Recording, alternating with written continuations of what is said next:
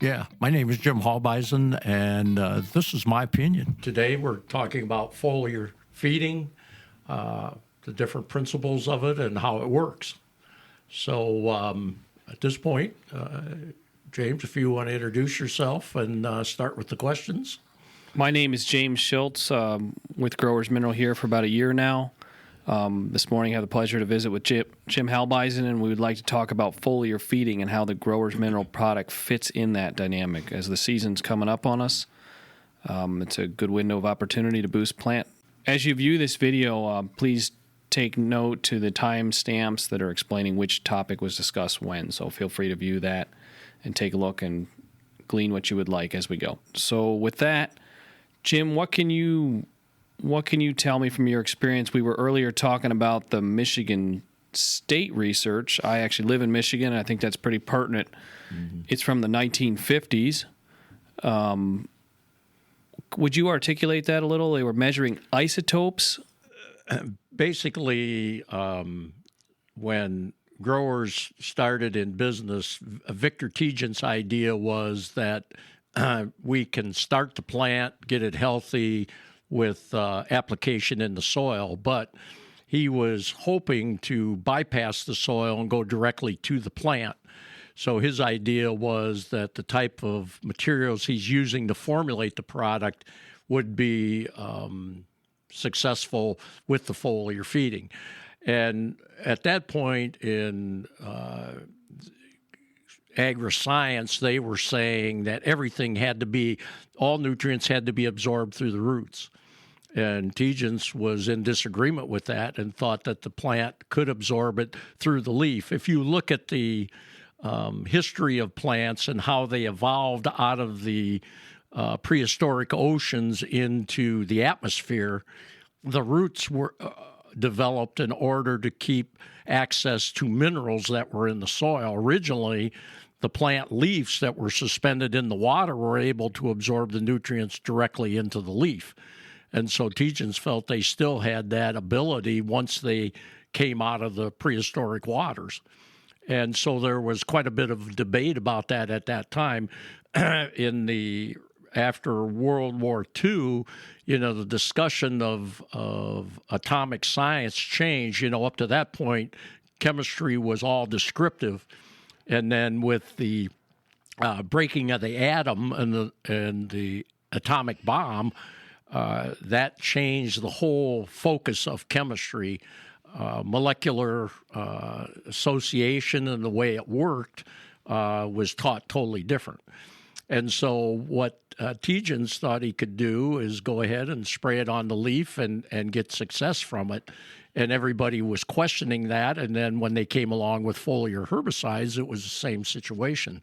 Will these sprayed on the plant work for what they wanted to do with the plants that they were going after? And so with the dropping of the atomic bomb during World War II, the U.S. was looking for research with radioactive isotopes. These are individual minerals that are excited through the radioactivity, and then you could monitor it with a Geiger counter. So what Michigan State University did is they applied for the grants to do this work, and they were foliar feeding plants with radioactive isotopes. And see, the U.S. government was interested in that because they wanted to show that the breaking of the atom was just not for destructive purposes like the atom bomb, but could be used for positive things. And what Michigan State discovered was that plants had the ability to absorb nutrients when they are applied to the leaf. And the one that was of particular interest was phosphorus. That was shown to absorb into the plant and then disperse through the plant very uniformly. Something like calcium, which is just the exact opposite, when you sprayed it on the leaf, it didn't distribute through the plant whatsoever. It kind of stayed right in the leaf area. Whereas if they took that radioactive isotope calcium and put it in the root, man, it would flush right up and through the total plant itself. And see, that's really the basis of the growers program.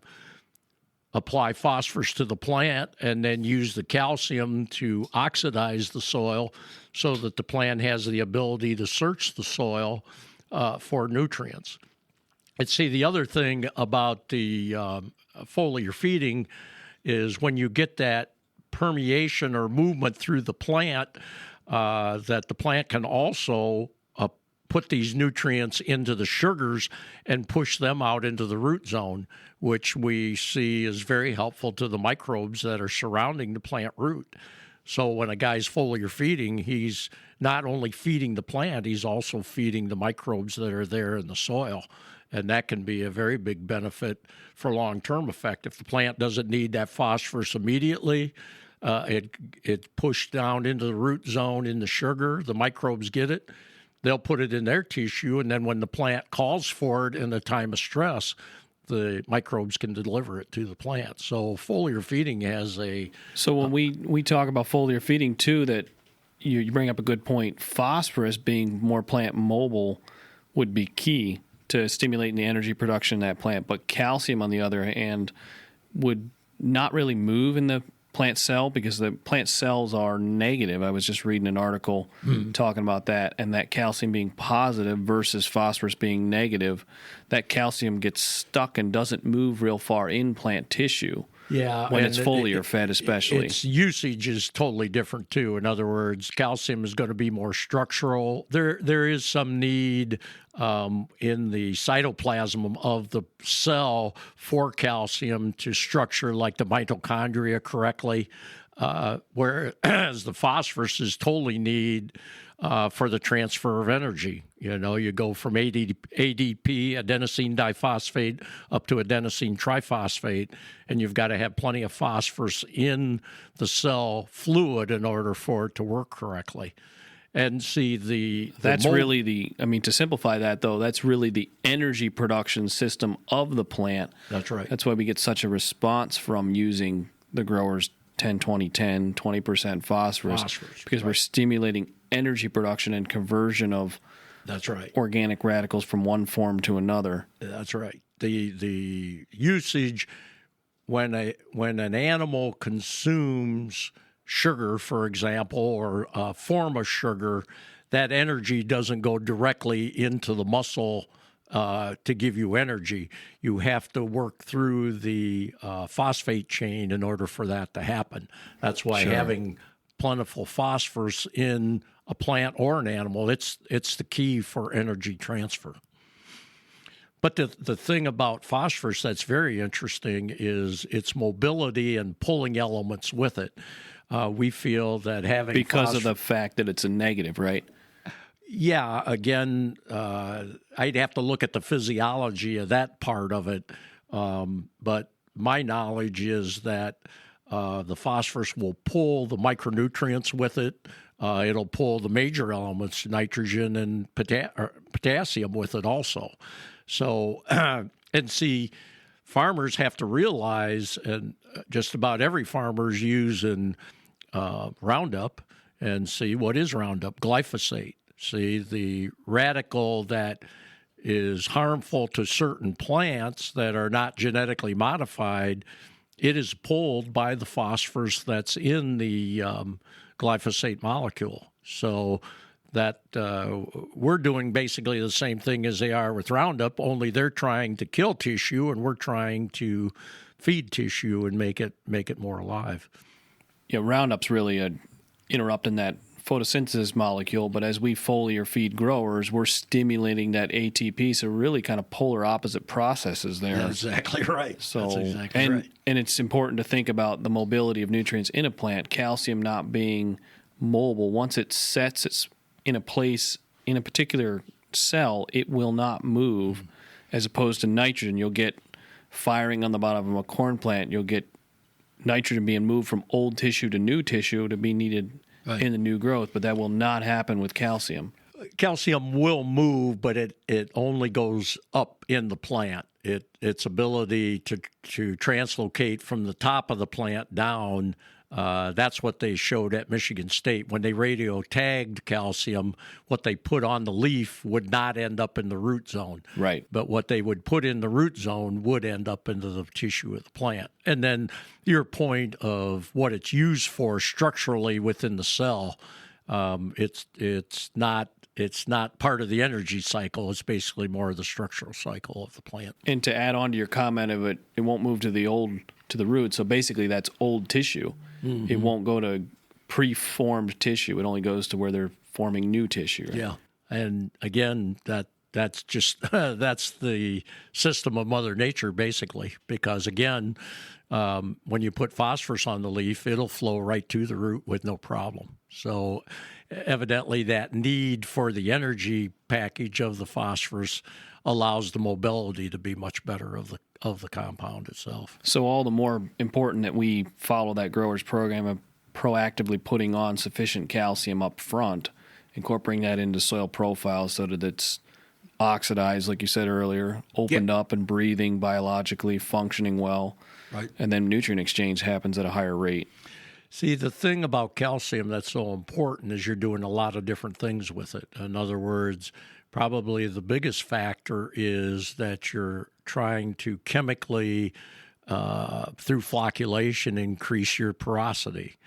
Then the next thing you're doing, which may be equally the same, would be feeding the biological.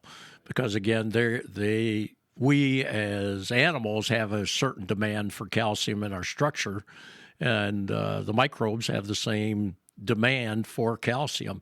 And see, once they improve, the sugar exudation that they're putting out helps with the structure of the soil. But the third thing you do with calcium is you feed the plant, because you need it as part of the structure. And really, that can be a very small portion of what the calcium need is for. Probably the biggest need is for the porosity and the air induction into the soil. But you have other factors that you need too. So this idea that you can put on way too much calcium, you need a lot of calcium to really get success. Would you agree that I think on the average, the industry has an insufficient amount of calcium in most soil profiles? As we talked about it this winter, I've looked at lots of soil tests in the past, and I think you would agree that they're just at an industry insufficient level. Yeah. Well, they are not looking at it.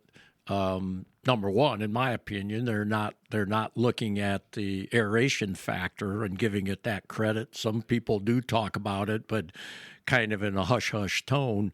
And, we're looking at it from a pH standpoint. And to me, it's strictly because that's a very easy test to monitor, to do. And again, it does have some validity, but really the aeration is the big part of it. And then, having the calcium content you need so that you got proper structure within the plant to facilitate the energy, which you're trying to increase with the phosphorus. We're just trying to build more sugar. It's just that simple. And the healthier that tissue is, the more aeration we have, the better that job will get done. Because as farmers, that's what we got to realize. What are we selling? Our job is to trap radiant energy, convert it into chemical energy, which is sugar, and that's what we're selling. When you haul corn, you haul beans, you haul cantaloupe, you're selling sugar. It's just that simple. Yeah, so we've covered having sufficient calcium in that soil profile, and we've also covered how that phosphorus works for energy production. Like you said, our whole system is harnessing solar energy. So now can we talk a little about, there's 3 points I'd like to touch on, timing, rates, and then the water we use for foliar feeding. Yeah. And we were talking previously about, foliar feeding of minerals versus foliar feeding of, say, like a herbicide, for example.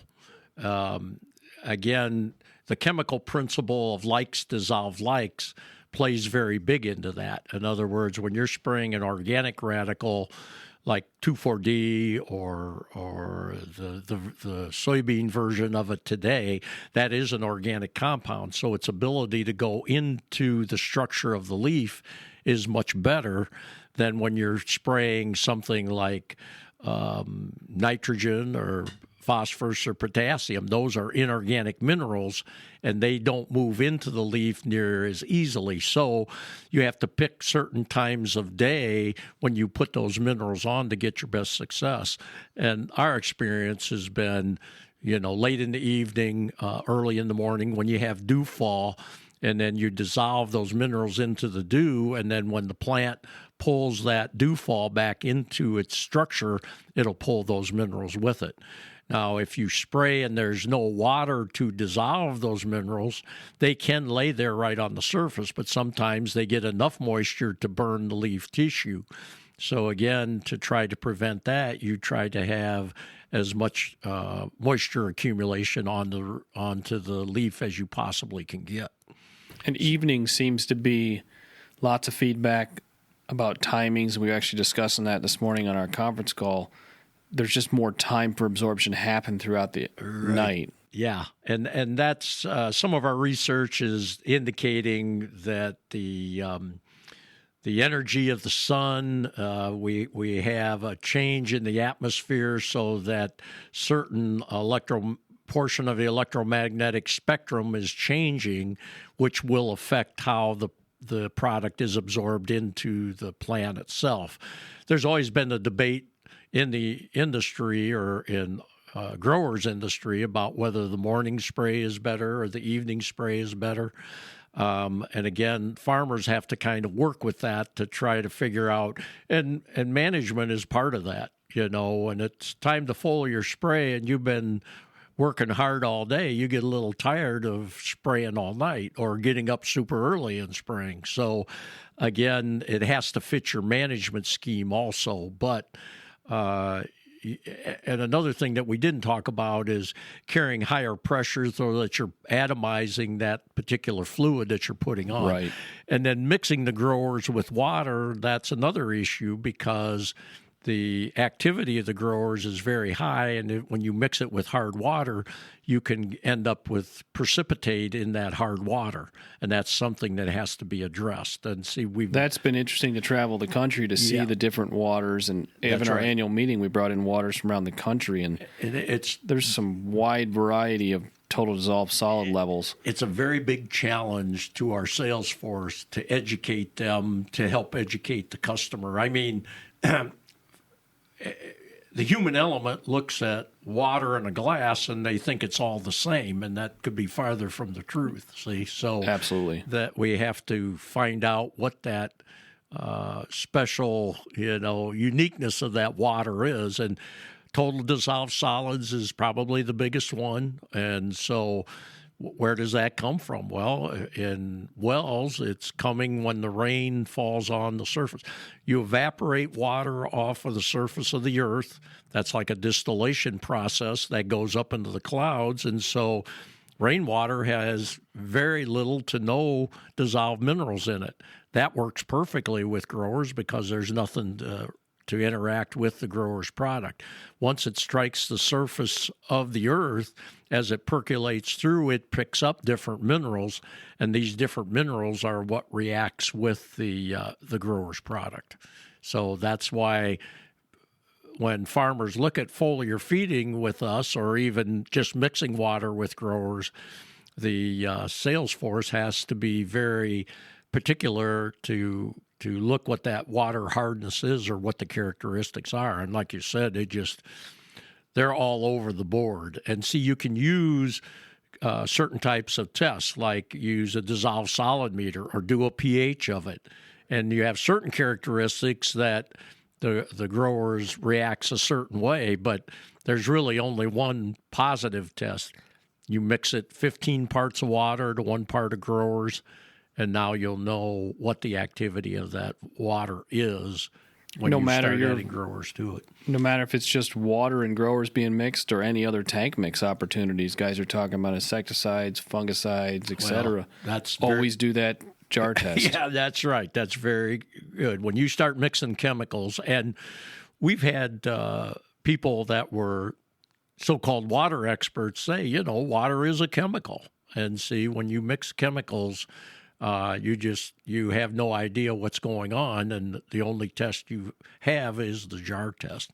And farmers really resist that because, again, that's just another thing they have to measure and then take into consideration when they're putting this together. Everybody would like a nice prescription that solves all your problems, but if we want to talk numbers in TDS, I mean, I'm curious in your input, but it seems that 100 to 150, maybe 200 could be tolerated mixing with the growers.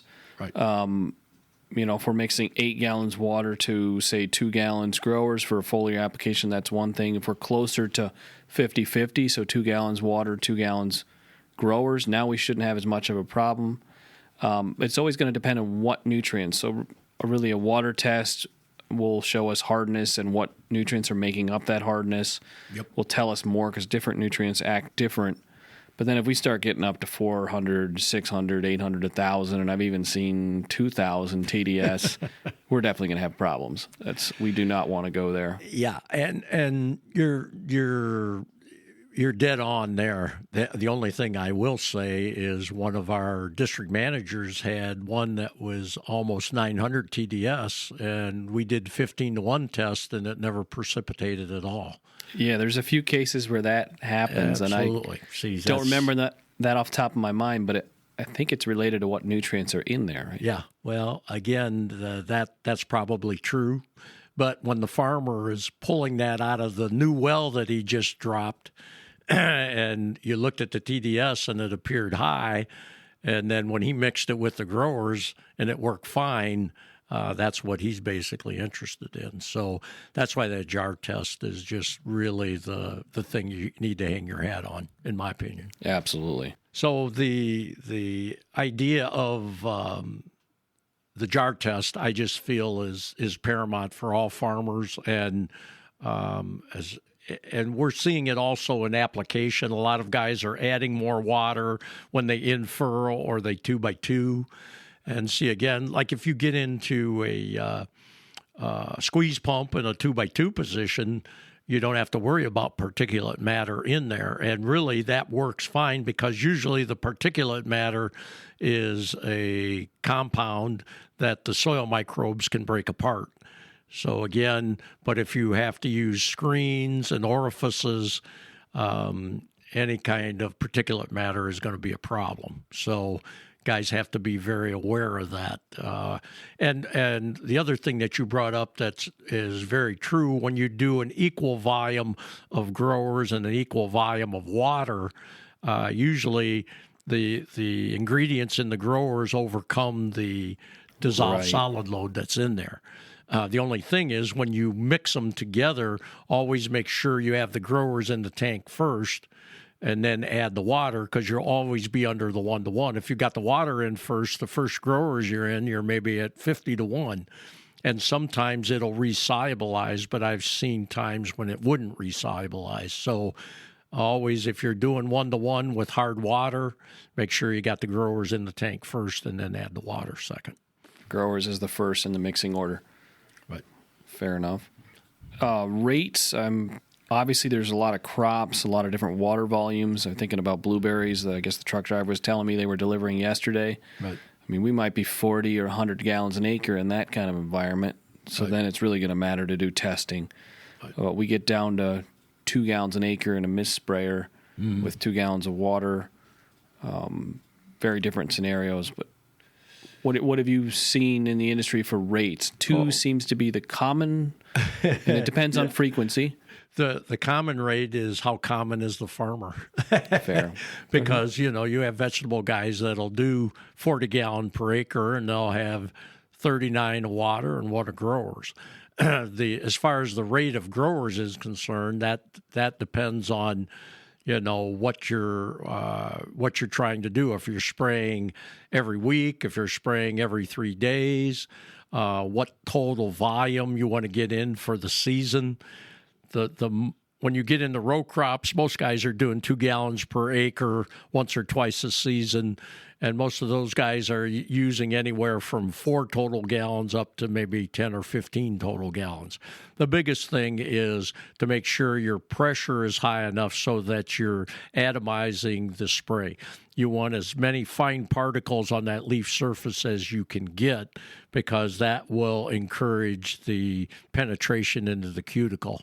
And the other issue is the coarser it is, the more it'll tend to run off of the leaf also. So there is like an electrostatic pull between the plant and a very fine water molecule.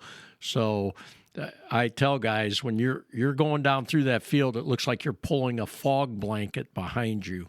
And then that'll rest. And a lot of times, if your row center isn't closed, the electrostatic pull of the plant will pull that small, fine water molecule or mixture molecule to the plant itself. And so you get most of it. It falls on the ground. You're not losing it, but its effectiveness is not near as quick as if you can get it right on the plant leaf. Absolutely won't be absorbed through the cuticle as quickly and into the xylem or phloem of the plant, moving into needed areas to stimulate energy production. Yep. Exactly.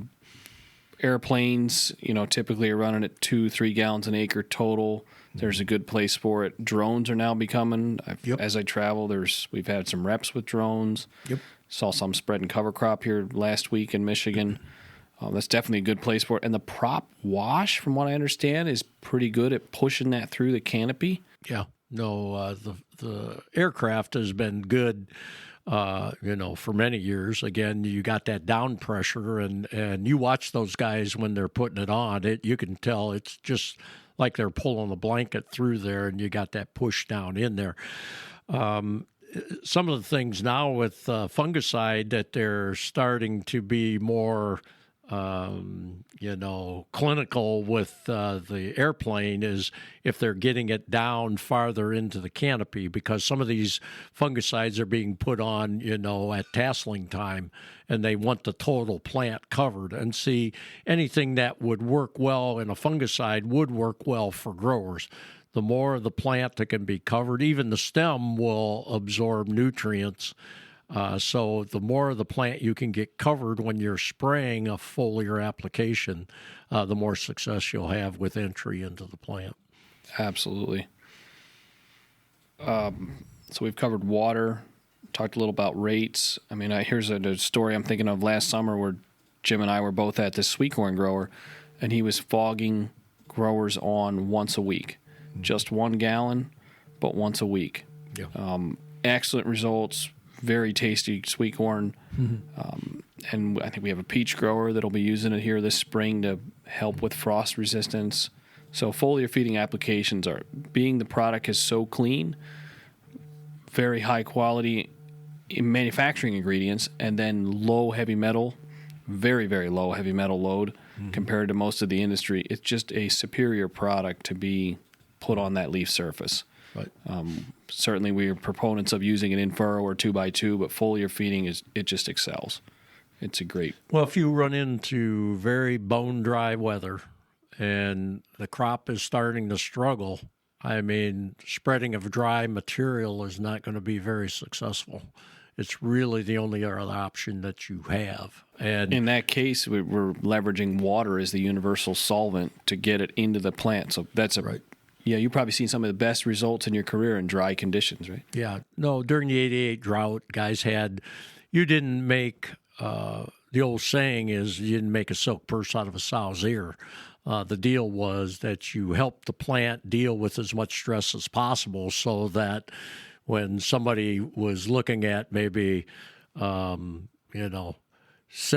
or 60 bushel yield, they could push it up over 100 bushel yield and see you've got options with the foliar. And see, farmers, in my opinion, tend to give up on a crop that gets under stress and they figure it's pretty well done. Well, Mother Nature has grown crops for quite a long time. She'll work with you if you give her help and help that crop try to overcome that stress period. And you're making me think about, foliar feeding is a great timing. If you're in drought conditions like that, as I make my way around the country, there's quite a few of these reps and DMs and customers that'll cultivate even and then put some oxygen in that soil and foliar feed as well. And what a perfect combination. Nope. Well, Stimulate it's all biological, in my opinion. In other words, there's been research that shows that the microbe that is in symbiosis with the plant will actually dehydrate itself and give the water to the plant for its success. And you would say, well, why would it do that? Because it's its only food source. So it has to work in that symbiotic relationship in order to survive. So embellishing that symbiosis or that symbiotic microbe it's paramount. Yeah, and if the more we can do to exclude disease too, there's a lot of discussion about tar spot, white mold, and the dry beans up in the thumb of Michigan. Vegetable operators are always talking about, of course, we want to build a system with good crop rotation, good cover crop rotation that feeds those microbes and then stimulate that microbiological activity with the grower's product foliar. Getting the right population, is the key. And, the number one factor is oxygen. So we get it aerobic and then don't offend it, let it do its job. And I think you can grow a very competitive crop with minimal amount of input, which is what the name of the game is now. And there's plenty of proof in the growers network of some very high test weight, high sugar, sweetness, and quality of sweet corn, peaches that are holding off disease and resisting frost more than most. Yeah, it's oxygen. You're right. There's discussion in the food industry now about oxidative stress in fruit and vegetables, but they're degraded. They don't have as much oxygen in them, for a simple way to say it. The healthier they are, the more they'll last on the shelf. No doubt about it. Appreciate you all for joining us today. We've covered the growers' foliar feeding approach and the whole growers program. We talked about calcium, the importance of putting that in the soil to open it up and have more airspace to allow microbiology to live more. We talked about phosphorus versus calcium, other nutrients, the movement, stimulation of energy production by phosphorus. We talked about the water that we would mix growers with and various rates and various timings or applications. It's important to have clean water, low in TDS, and do that 15-to-1 test. And we talked about research, particularly Michigan State, et cetera. So with that, what a better way to grow a more economical crop and recover more ROI to the farm in today's markets. So with that, we'll... This podcast has been brought to you by Growers Mineral. Please visit growersmineral.com.